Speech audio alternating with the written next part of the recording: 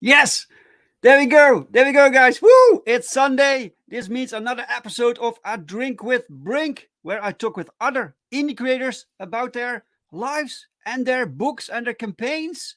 Because, frankly, I am done with corporate comics. With the mainstream kind of sucks. So, indie comics is where the fun is, where the talent is, where the creativity is, guys. So, yeah. Which brings me to our campaign. American Bliss, Father's Pride Part 1 is now on Kickstarter. It went live 1 hour ago. So just now, it's fresh, now. So the link to that is in the description of this video. So check it out, guys. Check it out. Please share with everyone. Talk about it. It's very important that you guys talk about it to help us make this happen so we can make more cool stuff for you guys. Yeah. Okay, guys. Meanwhile, I'm still in the middle of fulfilling Perfect 10 issue 3. Many of you already have their packages. Some of them still need them. Some of them are on the way. It's a lot. I'm on my own. I'm doing it myself. I'll get there. It's a lot of work, but I'll get there, guys. So yeah. Thank you all so much for the support, guys. This is just fantastic. Okay, JK. Hey, welcome, JK. I've never seen you in the chat before, man. Welcome so much. Okay, guys, my guest for today is I don't think there are many of you who haven't heard his name before. He writes everything. So everything, like 50% of the books that I get is from him. So yeah, he always delivers. He always starts up new campaigns. He's like a machine. So yeah, let's just oh lady. All right, welcome. Okay, let's just bring him on. Have a warm welcome for Mr. Mark Poulton.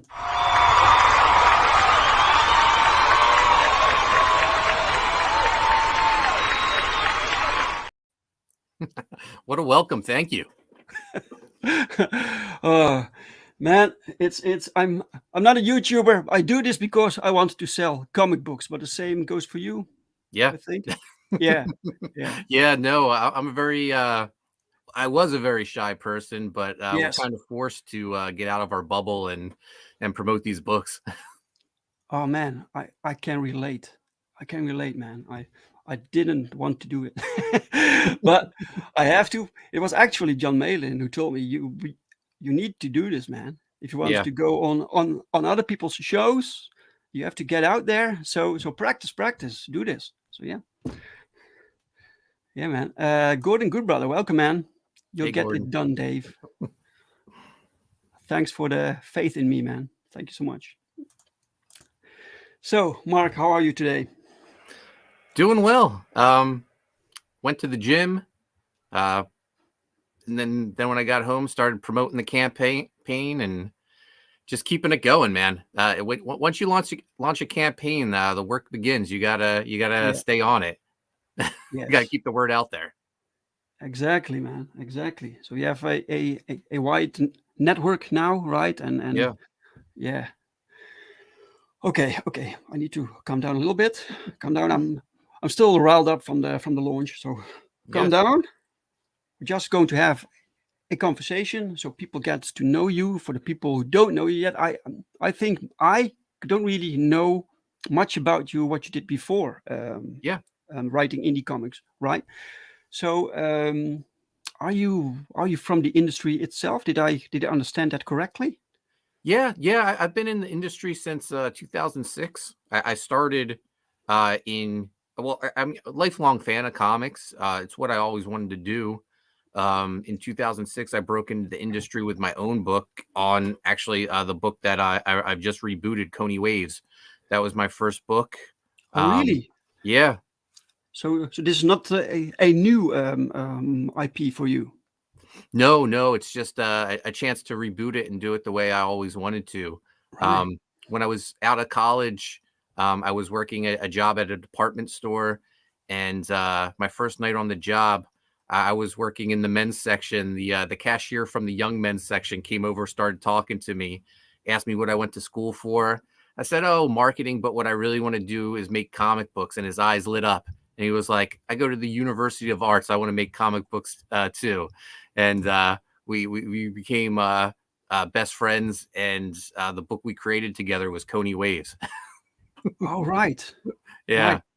So that was back then. Is he still part of this reboot? yeah. He's part of the reboot too, and we've both been working in the industry ever since.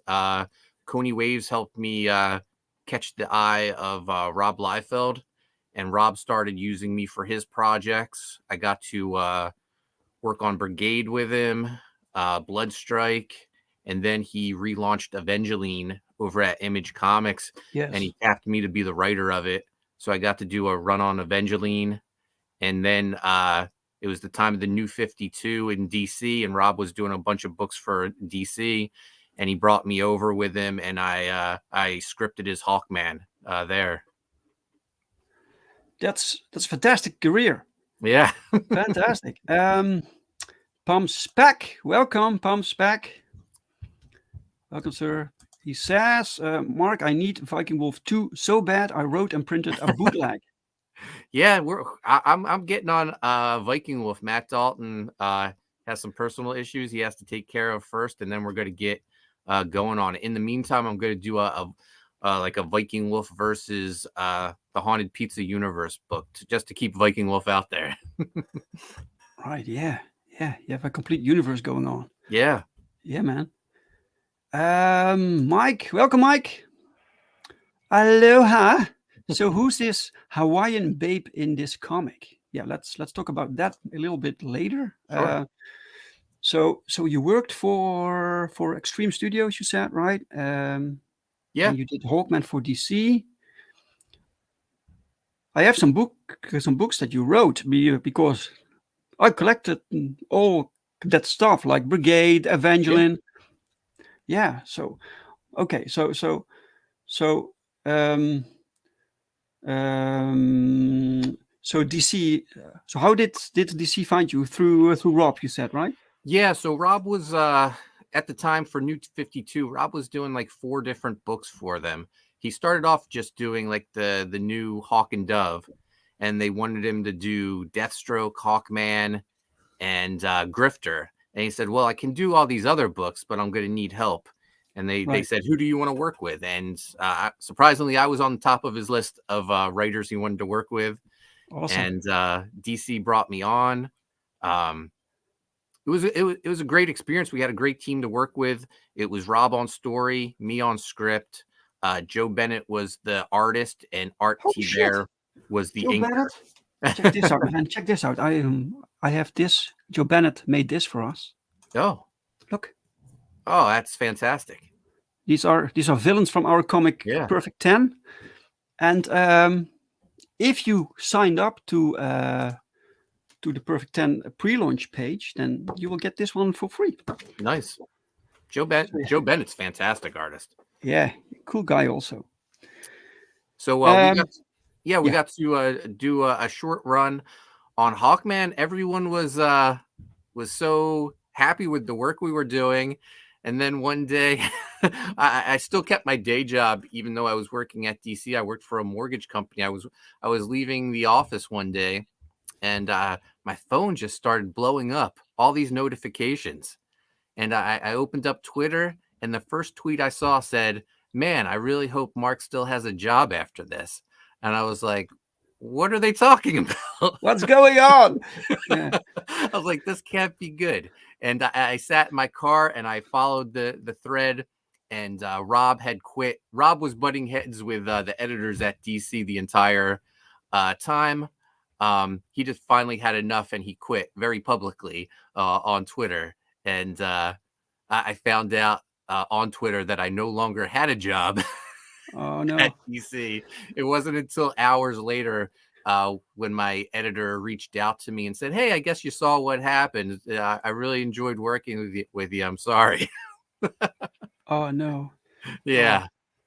That same day you had told people, yeah, I write for DC Comics. Yeah. And then We had just been extended another 12 issues. They were so happy with us. They approved like the next two storylines, so things were right. going great. Yeah, then they weren't. Like in a blink of eye, it's crazy how in a blink of eye things can change. Right. Right. And back then it wasn't really usual that I think people had longer runs, right? Yeah. On series. Nowadays things move around faster, but then you had if they were satisfied with your work, you could keep on there for years. Yeah, no, yeah. Every indication I had, people were happy with what we were doing on Hawkman. I think it was some issues with the other books he was working on, maybe some issues with Deathstroke or something. But yeah, Rob looked at his FU money and bailed. Yeah, he doesn't. If he doesn't want to, take an editor's crap, he doesn't. We had. I was on Hawkman for like 6 issues. We had 3 different editors because he would just tell DC, "I'm not working with this guy anymore." Right. Oh man. Welcome, Bristolian Dave. All right, me babbers. Hello, Dave. And JK says, I want Black Owl. Yeah, go to my online store. You can grab the first issue. Great. Okay, so suddenly, so you had this marvelous thing going on with the Stream Studios and then DC, and you were like, this is my future now. I'm this comic book writer, and then it suddenly ended, right? So Yeah. what did you do then? Well, that was like the biggest lesson I had learned, because prior to that, I was an indie guy and I always had my own projects in the works. And then I started working for Rob at Image and then DC, and I was concentrating on other people's properties. That when Hawkman ended, I didn't have anything for myself, and it took me a while to get things back rolling again. And it's a lesson. The biggest lesson I learned, I'll always have another project on the back burner, so when that one finishes, the next one's ready to go. Fortunately, I did have, during my time working with Rob, is when I met John Malin, and I pitched him the idea of Graveyard Shift back in 2010. And we had started working on it. At one point, Rob was actually going to publish it for us at Image, but Rob decided to instead to take John and have him become the new Youngblood artist. So Graveyard Shift got pushed to the side.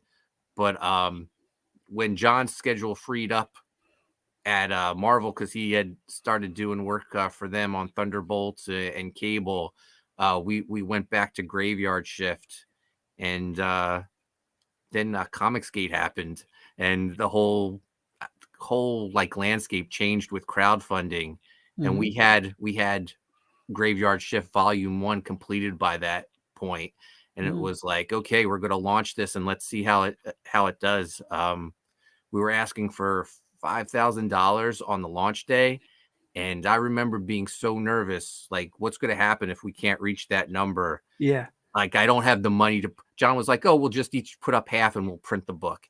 And I was like, where am I coming up with, $2,500? That's a lot of money. Yeah. And we were funded in like minutes. The first book made $100,000. I couldn't believe it. It was crazy. Holy shit. Yeah. So how do you think that happened? What was the system that made you earn this much with your first crowdfunder?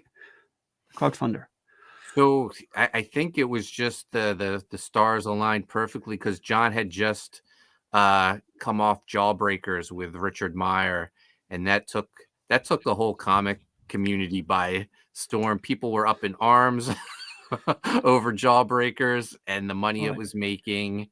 And we just so happened to have a completed book ready to go once that campaign was over. It's like it was like one of the first Comicsgate properties. So we launched Graveyard Shift and sort of rode that wave. Plus, John has a big audience. He's very vocal.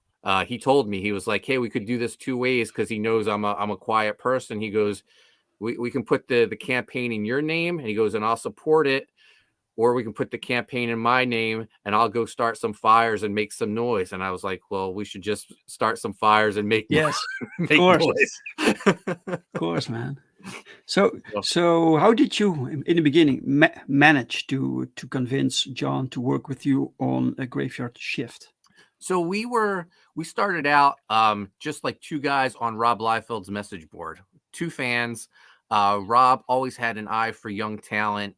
So he started working with me as a writer. He started working with John as an artist. So we knew each other. We had met each other at conventions. And at the time, I worked on a relaunch of Brigade for Rob. The first issue was a sellout on the direct market. So I was feeling good. So I had this idea about Universal monsters as superheroes. So I reached out to John. I thought he'd be perfect for it. And I was like, hey, I have this idea. I call it Graveyard Shift. It's the Universal monsters as superheroes. I think you'd be perfect for it. And he responded back, and he was like, he denies he said this, but I remember it as clear as day. He was like, everyone wants me to draw their book, Mark, but you're the first person to ask me to draw monsters, so I'm in. So oh yeah. So it's the perfect pitch for him. Yeah, so he was on board, and we started working on it so early on, 2010, and once we had like 6 pages, I was so excited about it. Like I said, I showed Rob it because we were both working for him at the time, and he flipped out. He said it was fantastic. And he goes, oh, I have this big meeting. I'm flying out for it today. When I get back, I'm going to help you guys set this up at Image. This is fantastic. Well, his meeting was he was relaunching the Extreme Universe with Robert Kirkman at Image under Eric Stevenson's supervision. And while he was away, he decided he liked John's work on Graveyard Shift so much that he thought John should be the artist of Youngblood. So that pushed Graveyard Shift back a couple years until John was done with that. But then like John's work caught the eye of Marvel, and then that pushed it back even further. So it all worked out perfectly, though, because like the timing wasn't right. Yeah, like we wouldn't have if Graveyard Shift was released by Image, we may have got 4 issues out, and then it would have been canceled. Yeah, likely. That's just the nature of the beast with indie comics, unfortunately, in the direct market, at least. Right. Yes.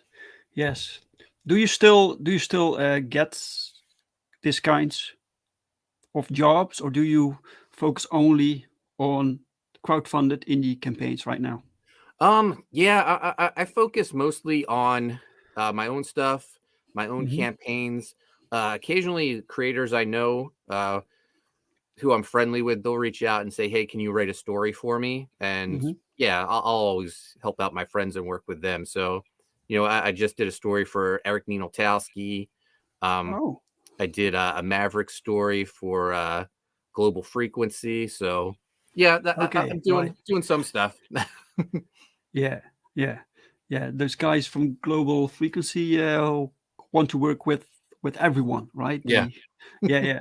Great, great stuff, man. So you are a very fast writer, uh, I think. How do Yeah. you how do you handle so many projects?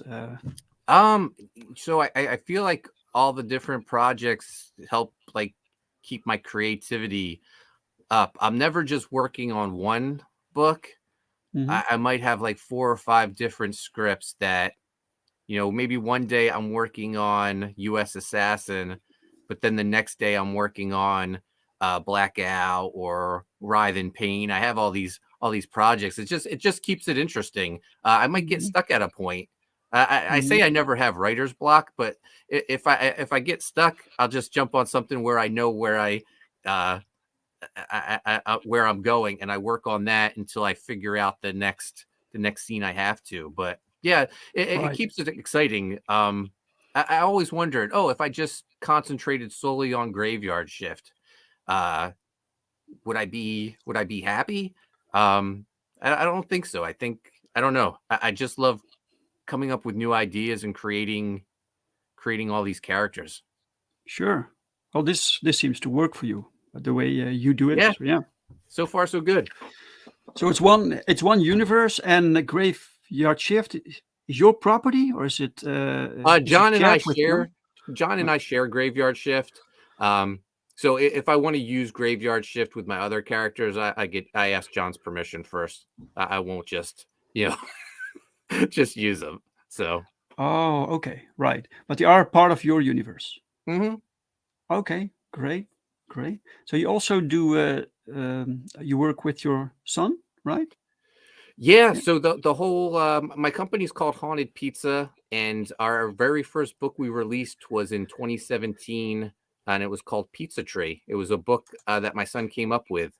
It's about a little boy who plants a slice of pepperoni, and an evil pizza tree grows from it and terrorizes the town. He came up with this idea when he was, I don't know, I think he was like 4 or 5 when he came up with the idea, and I loved it so much. I was like, we're making this a book, and Right. we did. And by the time he was 7, we had it finished, and we released it. We did a signing at San Diego Comic-Con. We got nominated for a Ringo Award for Best Kids Graphic Novel.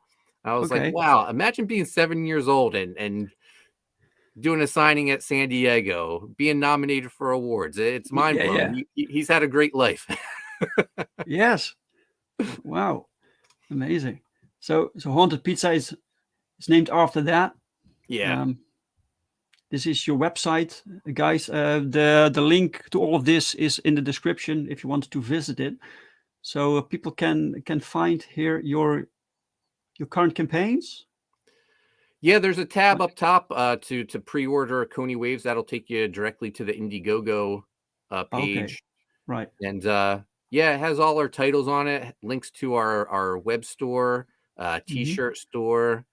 We got a little blog section where we talk about our projects as well. Um, but Cool. yeah, it's been great working with my son. Um, yeah, there's all our catalog of books. It's pretty crazy to think. Like I would have never imagined all this would be happening. It's Yeah, fantastic. man. Look at all of this, man. That's a mighty catalog. Good stuff. Nicely organized also. Yeah. Thank you. I created the website myself. I would have never. That's another thing. Like I didn't think I'd be able to do, but it was actually my son. He said, because he watches. It's funny. He watches YouTube and then he tells me about all these advertisements. DCs. Right. And he was like, Dad, you can create a website with Wix.com. I was like, what? so, Yeah, of course. yeah, Of so course. it was simple enough that I could do it. So yeah, it really is easy. So let's see what happens when you click on this, or you get some. What's this? Yeah, this was an art book. It's a little outside the norm of what I normally do, but I had a Mm, friend who uh, was battling cancer, had 6 different bouts of skin cancer, and during that time, wow. she did a lot of artwork as therapy, and I collected that for her and released it as a book and released it during my Loose Threads campaign. Okay. Oh, nice. Right, guys, check it out. Link is in the description. We have a question for you. Would Mark have been limited if he stayed with a DC? Does being independent give more options? Yeah, yeah. So when you're growing up and you're wanting to be a comic book creator, the dream is, oh, I want to work for DC or Marvel and I want to write these characters that I grew up reading. And, that was like the dream for me. And I'm sure it was like the dream for a lot of other creators. But like making my own books and running my own company is 1,000 times better. Um, I greenlight my own projects. I do whatever I want. Hmm. Yeah, If I had stayed with DC, I would have never owned any of the stuff I did. exactly. And like I found out, I was replaceable just like that. So with being independent, I'm creating something not just for me, but for my son that hopefully, you know, he can take over in the future and this can be his family's business. And yeah, we're building a catalog of work here that hopefully will be around for a while. Yeah, man. So, did you also create during your time at Image and DC? Did you create characters that now belong to them? Yeah, so at DC we created a bunch of new characters for the Hawkman run. Hmm. Um and for Evangeline, yeah, I created characters that are, now part of Rob's catalog. So uh Yeah, it is what it is. I sure, knew what I was doing when I took on the job. sure, man. All right, all right. Let's bring up your campaign, right? Your new campaign. But before we do it, first take a look at this.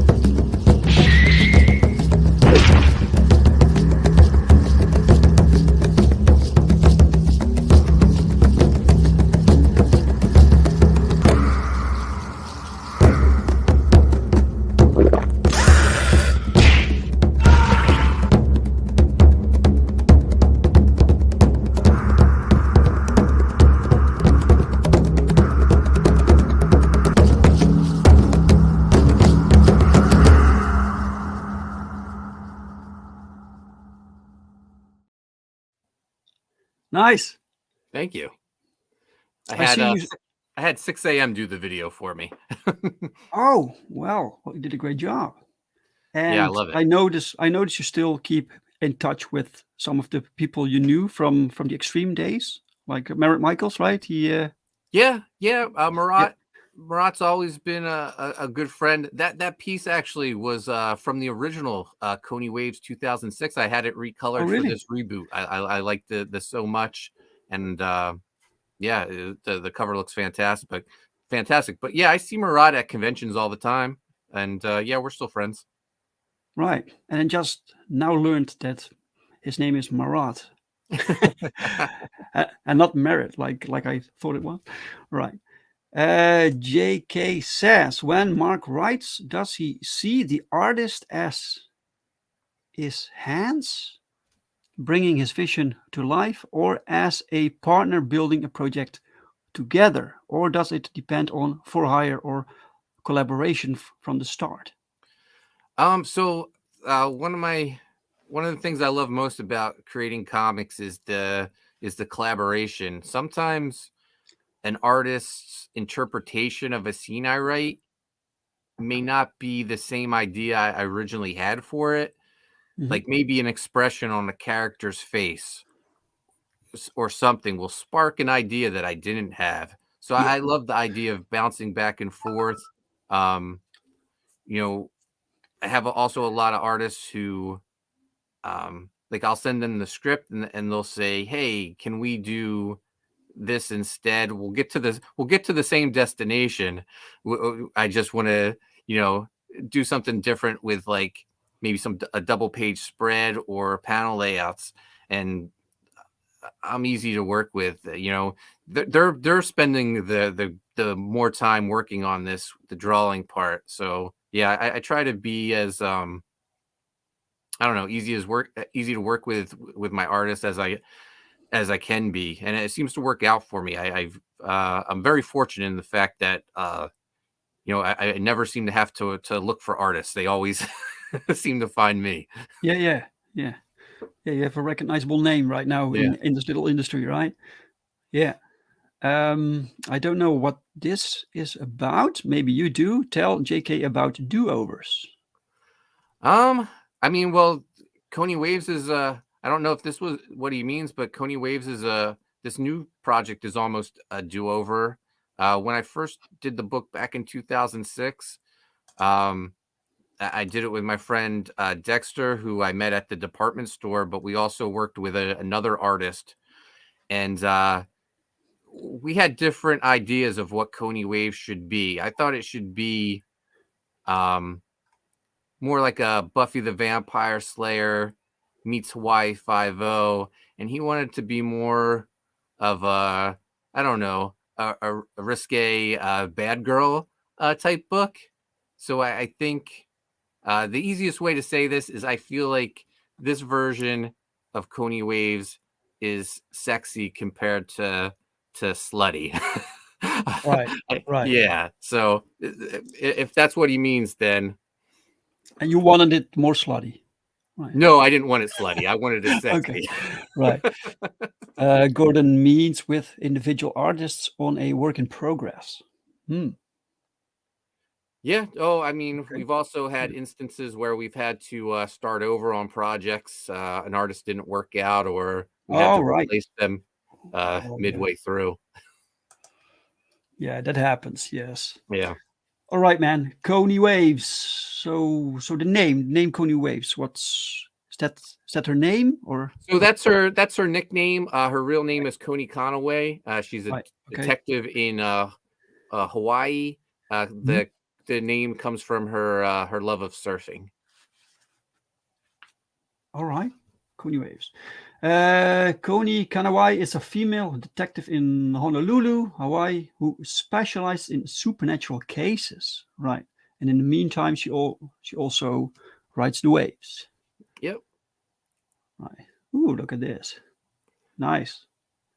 Yeah, working with Renzo Rodriguez on this reboot. He's fantastic. One of my favorite artists to work with. Mhm. Um, and as far as I can tell, he loves working on Koni Waves. He keeps telling me he's having a great time. Uh, Yeah. when he did Viking Wolf with me, I asked him what he would like to see in issue 2 of Viking Wolf, and he said more sexy ladies. So I think I met the quota with Koni Waves. Koni Waves. Yeah. Great. And the coloring also by Ink Ink Spots. Spots, yeah, he Yeah. colored the cover, did a great job. Nice, man. And Have a variant Renee, cover by Rini, yeah, very yeah. popular. Yeah, nice. Nice. Very modest here also. A different Yeah. artist would have done this differently. Like a bit more skin, but nice. Nice color work. All right, some pages here. So so the story concept. Where did you get the story from, or the concept? So when I did Koni Waves back in uh, two, 2006, around 2010, it actually went into development as a live action TV show. And uh, the Island Film Group, which funds a lot of the movies filmed on the island of Hawaii, they became interested in the property, and they were interested in Koni Waves, but they wanted to read a screenplay. So when they became interested, I think it was like a Tuesday or a Wednesday, and we were working with Barney Cohen, who created the Sabrina the Teenage Witch television series, the Melissa Joan Hart one. Okay. And he was like, Mark, this is your opportunity to write the Koni Wave screenplay. The only thing is I need it by Monday. So this was like a Tuesday or, or Wednesday. So I had to write a 90-page screenplay. Holy shit. I pulled in one of my friends to help me. Miraculously, we banged out the script. I was really happy with it. The Island Film Group liked it, and they were on board, and they said they would contribute half the funds to the project. We would just have to find a production company to come up with the other half to match them. Mm-hmm. And man, we had Melise Zhao, who at the time was one of the stars of Vampire Diaries. She was attached as Koni Waves. We did a huge signing at San Diego Comic-Con that year with Melise. MTV covered it. We all thought that, oh, this is happening. This is big. And we had an offer on the table from a company that was going to put up the other half of the money, and the person we were working with advised us not to take the deal. They said in their heart, they felt in their gut, they felt a bigger deal was out there. So I wanted to take the deal that was on the table, but I was convinced not to take it. And that bigger deal never materialized. So Oh no. there was never a Koni Waves TV show. The person who advised me not to take it, he still contacts me to this day every now and then and says, I still believe in this. It's going to happen. That bigger offer is still out there. So we'll see. In the meantime, I love this story so much. When the opportunity came to Mm-hmm. reboot Koni Waves, I was like, well, this is what it needs to be based off. It needs to be based off my Right. screenplay from 2010. And I was busy working on other things. So I gave the screenplay to Mandy Summers, and I asked her if she could adapt it into a comic script for me. And she did a fantastic job. Right. Oh, okay. Right. So it's based on the screenplay that you wrote, Yeah. and you cut it up in episodes, single issues, or what's the No, plan? so it's one graphic novel. So this is the full Okay. story here. We condensed it to 56 pages. Oh wow. Yeah. Welcome, Dark Side. Welcome, man. And Pump Spec says more wolf sex. Great. Okay, so you basically you had the story. You already had your artist also, because you worked with Renzo before, Yeah. right? And you knew Mandy. Well, it's Yeah. small world, so yeah. Yeah. Mandy's been great. She's had me on her show a bunch of times to promote my Mhm. work, and I've supported her campaigns. I was really impressed with her books, Super Dead and Jack the Ripper. So I Mhm. knew she could handle supernatural stories. Right. Really nice. This artwork also on the board here. Cool stuff, man. Those the details. Thank Guys, you. if you have any questions for Mark, just put it in the chat. Now's your chance to talk to Mark. The color work is also nice. Who's the colorist? The colorist is Dexter Weeks, who's one of the co-creators of Koni Oh, Waves. right. Yeah. He does coloring now. Yeah. Awesome. It's beautiful work. I think it's the best work of his career. Wow. Nice, man. So can you tell us a little bit about the story of this? of this Sure. book? So the pages we're looking at right now, it's the intro. It just sort of gives us an idea of the world Koni lives in. This is her love interest, Pete, who's a surfer who's fallen in with the Black Bear clan, which is the vampires that run the beaches in Hawaii. They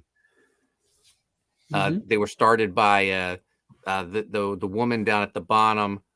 She's from 1800 Europe, who came over on a boat to Hawaii back in the day, fell in love with the leader of this Black Bear clan, turned him into a vampire, and now they rule over the beaches. So Koni, fights for her friend to get his life back, makes a little trade. But the main story is Koni, when one of her friends is murdered, she goes on the case to figure out what happened to her. And it turns out there's a real estate mogul who has a thirst for power, but not just money, real estate. He wants supernatural power. So there's been a bunch of sacrifices. He's trying to do something. So there's plenty of monsters, werewolves, ghosts, tiki monsters. It's she discovers there's more to her island than what she originally thought. Right. Cool. Gordon, speculation question. Will Rob Liefeld steal Renzo? Man, Renzo's a busy guy. He's drawn a lot of other books, so I wouldn't be surprised if Rob took him one day. Yeah. And JK asks, I think I know the answer. Do you plan on Koni Waves to be an ongoing or a one and done? I mean, things are good so far. I would love to do more Koni Waves if there's a demand for it. Right. Yes. But this story is complete. It has this story is one and done. So if it does, right, if it does end, there's no cliffhanger. Exactly. Nice. Right. This is Koni, right? Yep. And this is that's the leader of the Black Bear clan, vampire. Yes. Yeah. He has a large scar over his chest where his heart would be. He actually ripped his heart out and hid it so it couldn't be staked in a fight. Holy shit, that's cool. That is cool. And do you explain how he survived that, or is that part of the mystery? Well, it's we show where his heart is because that's how Koni gets her friend back. The little trade. Right. Yeah, man. That's fun. Yeah. Great. There she is there holding the yeah. So I did something different with this campaign since like the work was done, the art, the colors, the lettering. We're ahead of schedule on this. I posted the first 7 pages so people could read it and get a taste of what the Koni Waves world is like. So right. Yeah, exactly. Right. What I noticed is that you have on average a lot of panels per page. So that's very different than my normal writing style. But since Mandy adapted my screenplay, this is more in line with her style. So a lot more pages. But Renzo's a fantastic artist, and he's able to do it. When I work with some of the artists that I work with, I keep it usually to 5 panels or less. Yeah, same here. Yeah, cool, man. It's one sequence also, so you can read on. Yeah, if you like it. Yeah, it looks good. Oh, look at this, badass. Yeah. So this sequence, this was the intro to the pilot that I wrote, and at the end of page 7, that's where we would cut to the title sequence of the show. So I thought, oh, this is a perfect place to end the preview. Right. Exactly. Cool page. Welcome, Shadowhawk Talks. Welcome, sir. We're talking to Mark Poulton about Koni Waves. You just launched not too long ago, right? Yeah, Friday night. Yeah. Friday night. Great. All right, we have some screenplay book. What's that? So this is my screenplay from 2010 that I wrote with my friend. Mhm. Decided to put it in book format using this beautiful Marat Michaels cover from the 2006 comic version of Koni Waves. I had it recolored, so it'll be in book format if you want to read a movie, TV show screenplay. Yeah. Yeah. Gordon says, I like how Koni just tosses the glass jar. Yep. Here. Yeah. Yeah, she's a badass. She's Catch. Yeah. yeah. Nice. Cool, man. The Art of Koni Waves. Yeah, so this will be a pinup book. It'll have a foil cover, and right now it's 24 pages. Different artists' interpretation of Koni. The cover is actually by Stephen Sistili, who was the third creator of Koni Waves. He was the artist that Dex interned for when we came up with the creation of Koni. He was the one that I used to butt heads with on the direction of Koni. Oh, We really? asked him if he wanted to join us on the reboot, and he declined. Mm, But this is one of right. my favorite paintings of his, so I wanted to use it again so he could be part of the campaign. Cool. So is this a collection of works that you made during the process, or are these new materials that you make It, it's a especially for this book? it's a little bit of both. It's artwork that we've had since 2006, as well Mhm. as some of the artists I'm currently working with are contributing pieces. So it'll be the best of both worlds. Right. Welcome, Ryu. Hello, hello. You have someone who Yeah, really this loves Michael Turner's work. yeah, huge Turner influence on this piece. Jason Grishop. Yep, that's one of All the right. older pieces we had. Mm, right. Cool. I love the color work, man, with the effects here. Nice. Yeah, yeah, Mm. fantastic. Some more examples. Matthew Mhm. Swift. Yeah, it's a friend of mine who passed away a few years ago, but I wanted to include this piece. I always loved it. And then It's beautiful. the next piece is one of the newer ones. This is by Dexter, and this is a character design for one of the characters that's going to appear later on in the book. Right. Badass, man. Look at this. It's cool. Yeah, Looks like one of these designs that you have from a game, yeah, like the baddies that come at you. yeah. No, that's one of the things Dex does. Character designs. He actually did. I'm doing a U.S. Assassin action figure line Oh, coming really? up soon, and Dex Oh, did all cool. the toy designs for me. So he's fantastic at that. Great stuff. Limited quantities of the original Koni Waves. All right, you could get those also.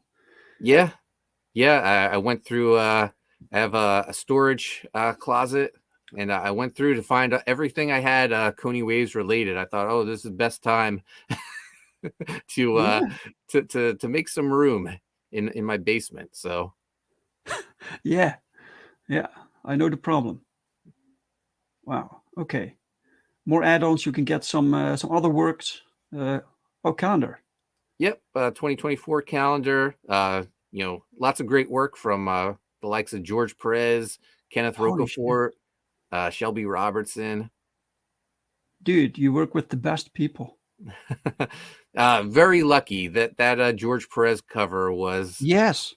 Yeah, so I made this available again. George Perez did a cover for my book Loose Threads. Um, the artist I worked with on Loose Thread, Cesar Madaro, he lives in Spain. He went to a comic book convention in Spain a few years ago, and he messaged me and said, Mark, I have a surprise for you. I got a cover for us from a guest artist. And he goes, I don't want to tell you who it's from until it's done. And I was like, oh, he says, but he's a very big artist. And I'm thinking, oh, his idea of a big artist probably isn't the same as mine, but I'll act like I'm surprised anyway. Sure. Yeah. And then it turns out being George Perez, and it blew my mind. Like, yes, George Perez isn't a big star. He's like one of the biggest stars. Yeah.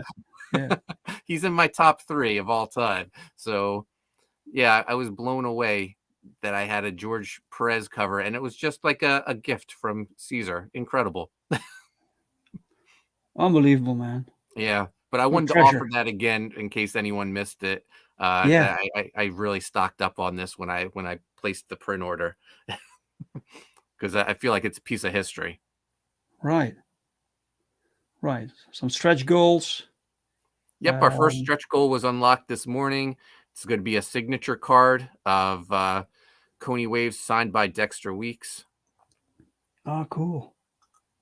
And then our next stretch goal is this trading card by a painting of Koni and a Werewolf by Mike Caprati, who worked for on Deadpool and a bunch of other big properties.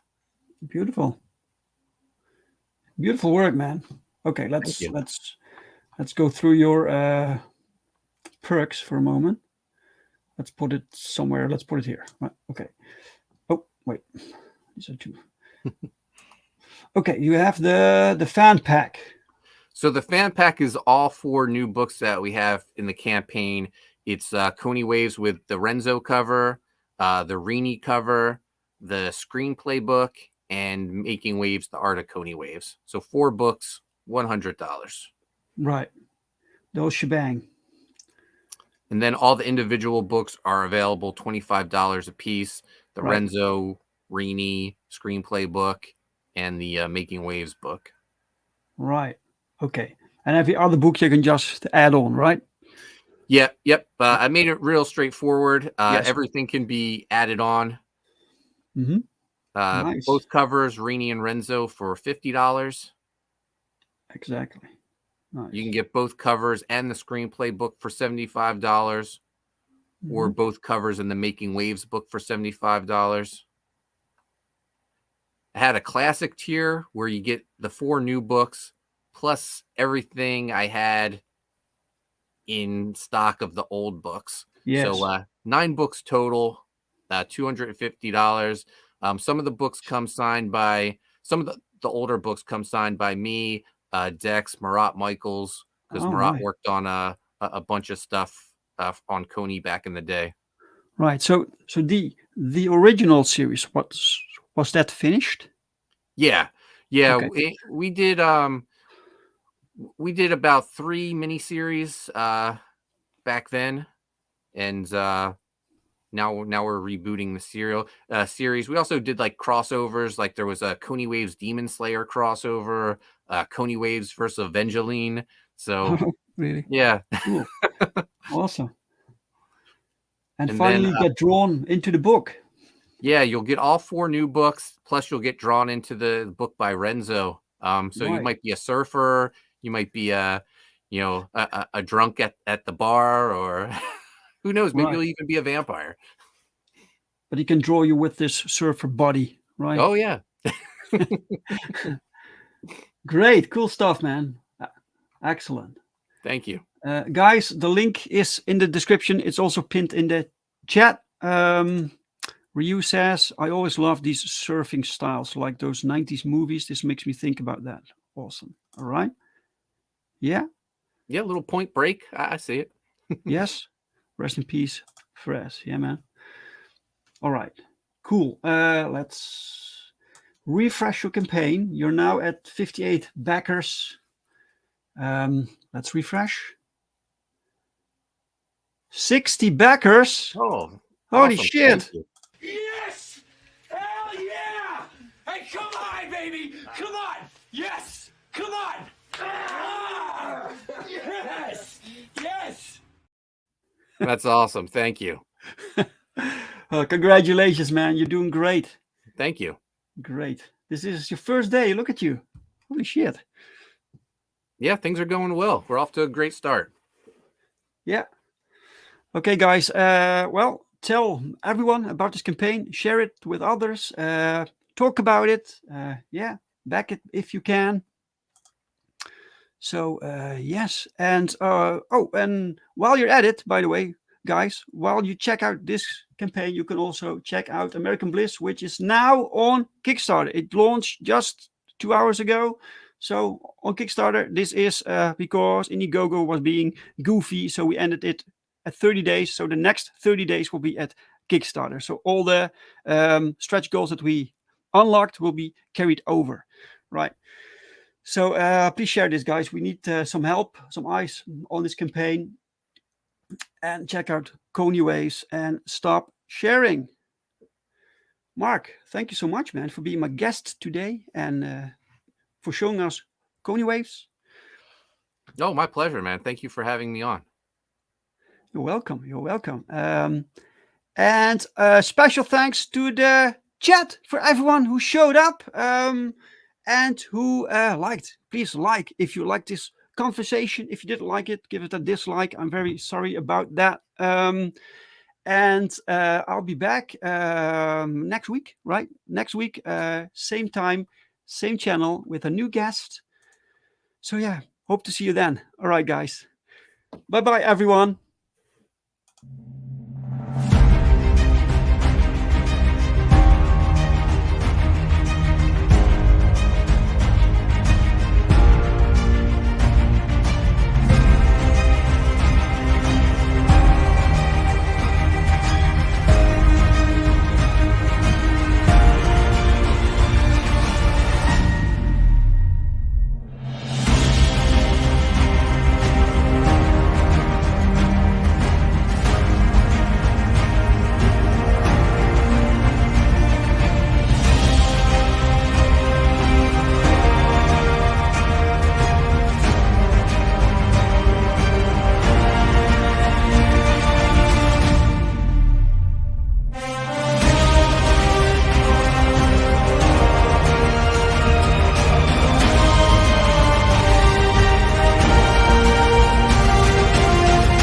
America has a new hero, and she kicks butt. Join American Bliss in her exciting first issue, as she finds her way as the new champion of freedom.